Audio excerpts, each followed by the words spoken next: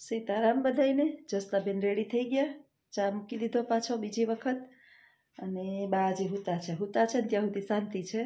હવે મને લાગે બા છે ને 8, 8:30, 9 વાગે દીકરો પાછો આવશે ને ત્યાં સુધી નહીં ઉઠે. એટલે અત્યારમાં હવે બાને નાસ્તો મારાથી નહીં કરાવાય, આવીને દીકરો કરાવશે. હમણાં છે ને મને ખાલી મૂકવા જ આવે છે, પછી પાછા આવી જાય અને 11:30, પોણા 12 પાછી એની વર્ધી હોય ને એ છેલ્લે મને એ તેડવા આવે. ત્યારે છોકરાઓને તેડી અને પછી મને તેડી જાય. એટલે લગભગ અડધી પોણી કલાક પાછા બપોર પછી બા એકલા રહીએ. બાકી હજી જાતો નથી. અને ચાપલી બેન મારે છાટા, મેં મૂકી દીધો છે ચા. ધીમી ગતિએ રોટલી ડબરો ભરીને થઈ ગઈ છે. હવે ચાપલી બેનનું ચૂરાઈ જાય. અત્યારમાં છે ને છેલ્લા એમ કહું ને કે લગભગ 4 કે 5 મહિના થયા મેં ઝારા કચરા કર્યા નથી. એટલે આ લગભગ એક દી રસોડું સાફ કર્યું હતું, ઉપરનો કોઠાર રૂમ સાફ કર્યો, ઉપરના 2 રૂમ, એમાં તો કંઈ છે જ નહીં. એટલે આમ આખું જે આપણે સાફ સૂફ કરીએ ને ગાદલાને ગોદડાને ઉપર હુકવીએ ને એવું તો મેં લગભગ 4-5 મહિના થયા કાંઈ જ કર્યું નથી. એટલે કંઈ ટાઈમ જ નથી મળતો. ક્યારેક તો સાચું કહું ને કે રાંધવાનો સમય મળતો નથી. એટલે હાલે સાફ સફાઈ ઘરની અંદર થોડી થોડી કરી લઈએ. અને આ ચાપલી ફૂંડી ત્યાં બેઠી તું આમાં ગયો માં વહી જા, તારી જગ્યાએ વહી જા.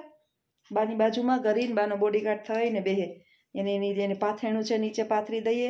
હા જો સમજે બધું. આપણે કહીએ ને કે આવી જાય એટલે દોડીને આવી જાય. એને બાની બાજુમાં કરીને જ બેહે.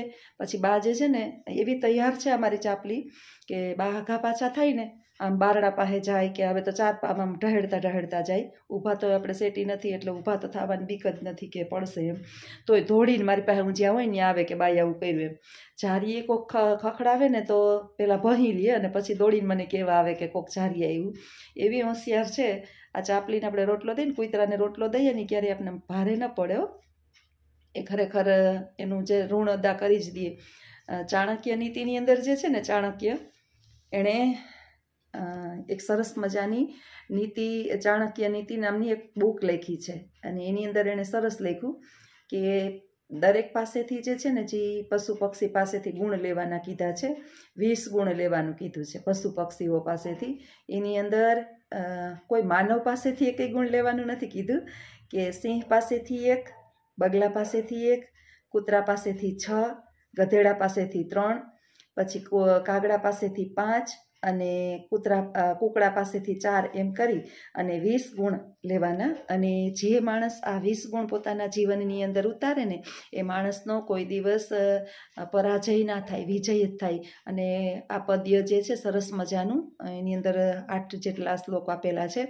એ દરેકે દરેક 9મા ધોરણની સંસ્કૃતની અંદર આપેલું છે કે અજેય સ ભવિષ્યતિ, એનો વિજય થાય છે, પરાજય ક્યારેય થતો નથી. તો સરસ મજાના આજે સવારમાં મને યાદ આવ્યું, હું અમારી ચાપલીને યાદ કરીને, કે ચાણક્ય બહુ બુદ્ધિશાળી હતા. તક્ષશિલા વિદ્યાપીઠની અંદર મગધ પ્રદેશમાં એ પ્રાચાર્ય હતા. રાજનીતિ વિષયના, પોલિટિક્સ માઇન્ડ હતું ચાણક્યનું.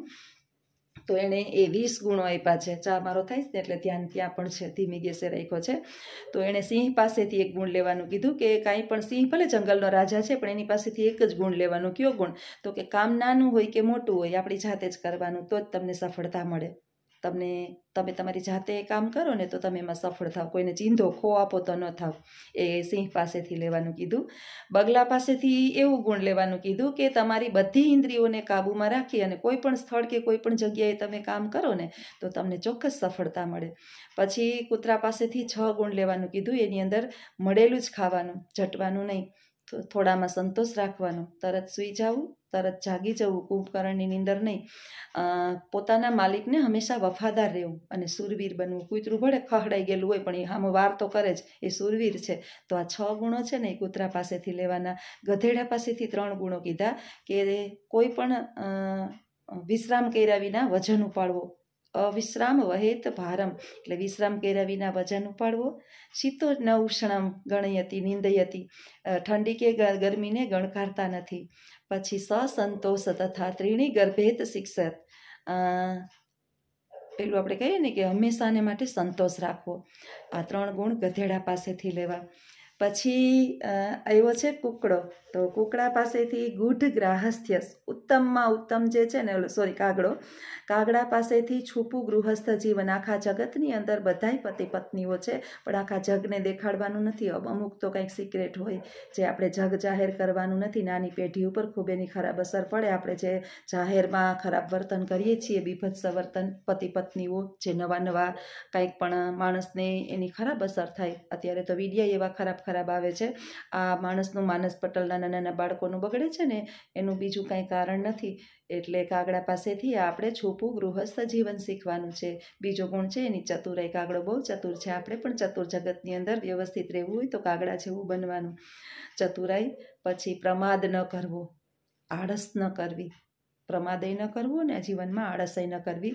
અને આલય સંગ્રહ, એટલે કે યોગ્ય સમયે માળો બાંધી લેવો. જે કામ જ્યારે કરવાનું હોય ને ત્યારે જ કરી લેવું. 5 ગુણ કાગડા પાસેથી લેવાના છે ને. છેલ્લે વૈધો કુકડો. કુકડો જે છે ને એમ કહે છે કે વહેલું ઉઠી જવું, પ્રાપ્ત ઉત્થાનમ, પછી યુદ્ધ કરવું. એટલે અંદરો અંદર જે છે ને એ મસ્તી કુસ્તી કરવી. યુદ્ધનો અર્થ અહીંયા કુસ્તી એવો આપ્યો છે, કસરત કરવી. ત્રીજું છે બંધુ સહ ભોજનમ, ભાઈઓની સાથે ભોજન કરવું, ભાઈઓની સાથે વેરભાવના ન રાખવી. અને ચોથો ગુણ એનો છે કે આપત ગતાહ સ્ત્રીયામ રક્ષેત, સ્ત્રીઓને મુશ્કેલીમાં હોય સ્ત્રીઓ તો એની રક્ષા કરવી. તો આવા ગુણો જે છે એ કુકડા પાસેથી લેવાના. આ 20 ગુણોનું જે મનુષ્ય પોતાના જીવનની અંદર પાલન કરે છે એને જીવનની અંદર ક્યારેય નિષ્ફળતા મળતી નથી. અજેયસ ભવિષ્યતિ, એટલે એનો હંમેશાને માટે વિજય થાય છે. તો આપણા જે ચાણક્ય છે ને બહુ બુદ્ધિશાળી હતા અને ચંદ્રગુપ્ત મૌર્યના એ ગુરુ હતા. અને કદાચ ચંદ્રગુપ્ત મૌર્ય આટલી બધી જીવનની અંદર સફળતા એને મળી, નાની ઉંમરથી એ સાહસિક બન્યો, દરેક કાર્યની અંદર એ સફળ બન્યો અને અનેક કૂટનીતિઓને પાર કરી અને વિજય થયો, તો એનું મુખ્ય કારણ ચાણક્ય હતા. એ એમના ખાસ જેને કહીએ ને કે સલાહકાર હતા. અને આવા મહાન ગુરુ, આવા સલાહકાર, આવા આપણા ચાણક્ય એક શિક્ષક હતા. મને ગર્વ છે કે હું શિક્ષક છું અને મારા બાળકોને મારાથી થાય એટલું જ્ઞાન આપું છું. તો આવું જ ચાણક્યનું જીવન હતું અને એને આપણે બોધ આપ્યો. અને એ બોધ જો આપણે આપણા જીવનની અંદર ક્યારેક આપણે એમ થાય કે આ 20 ગુણો કીધા છે ને, 20માંથી 2-4 ગુણો પણ આપણા જીવનની અંદર આપણે ઉતારી લઈએ ને, તો ચોક્કસ જીવનની અંદર આપણે પણ સફળ બનીએ. તો સફળ બનવા માટે ક્યાંય ચોપડા વિખેરવાની જરૂર નથી.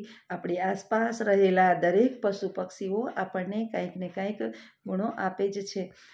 ક્યારેક હું નવરી આવીશ તો તમને ગુરુ દત્તાત્રેયના જે 24 ગુરુઓ હતા ને, એ 24 ગુરુઓ પાસેથી દત્તાત્રેયે કયું જ્ઞાન લીધું હતું ને એ હું તમને જણાવીશ.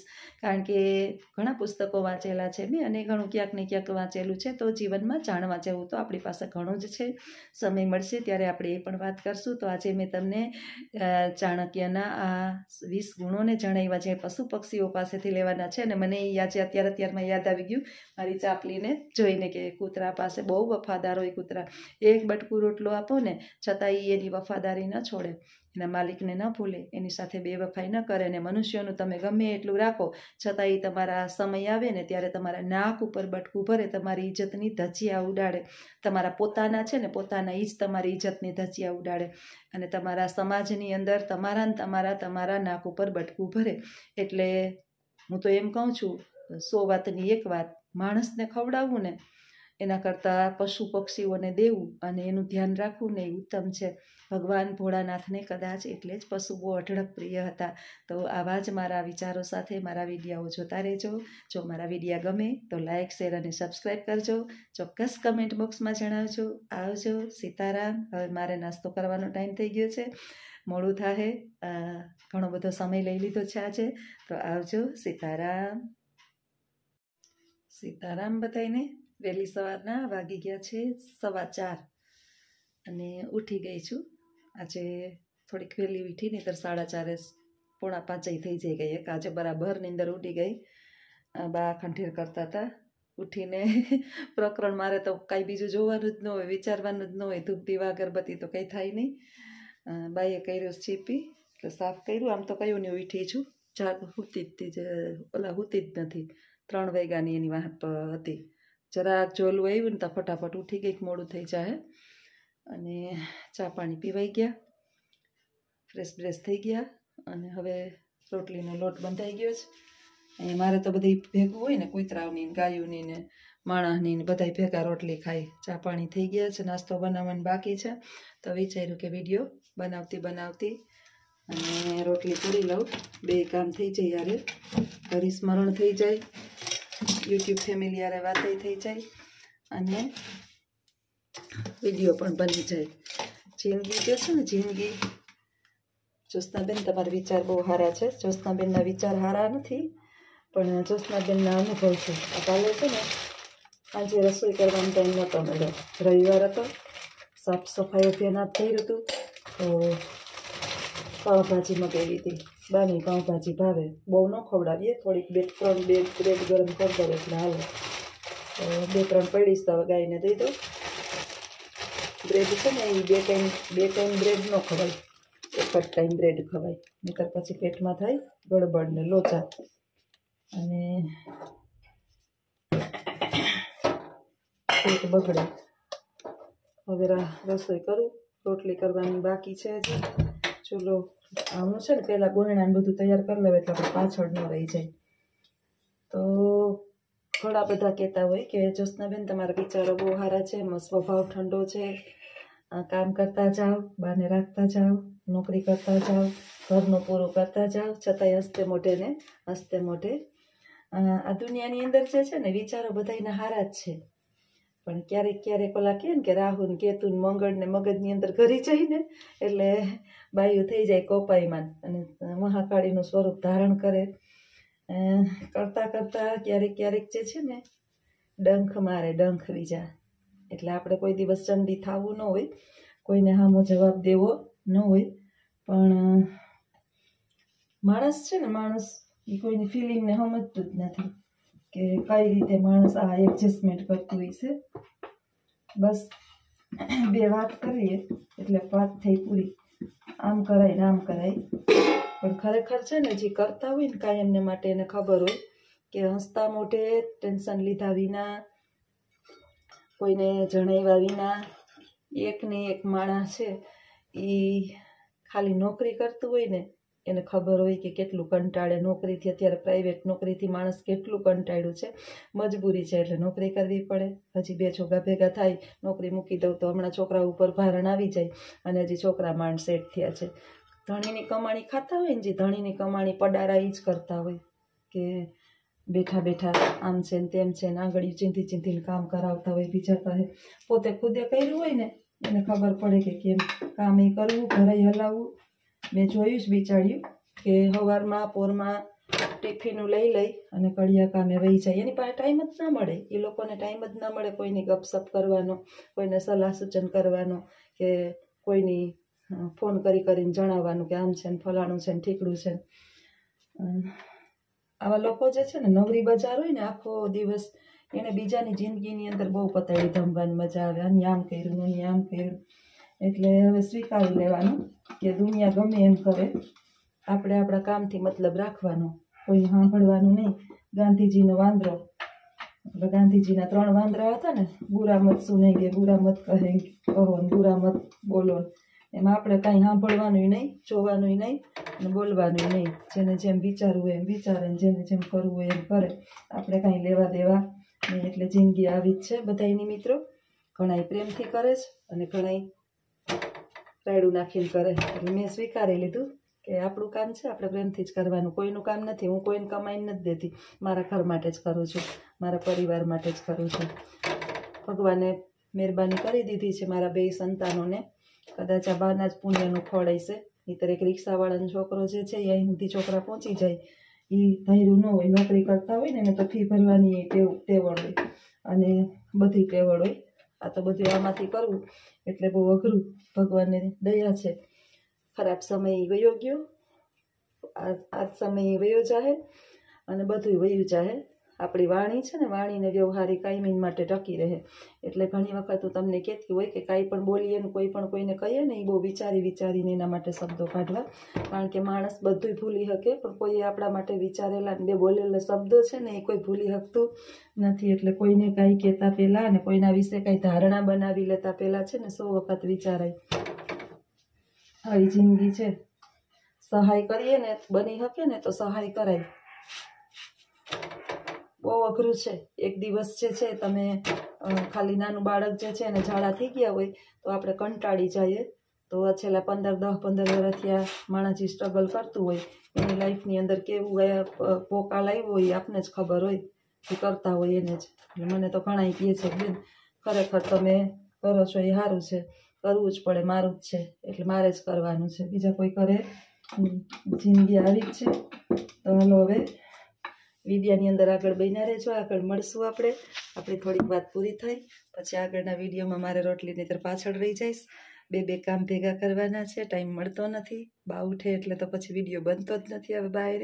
આવજો, સીતારામ.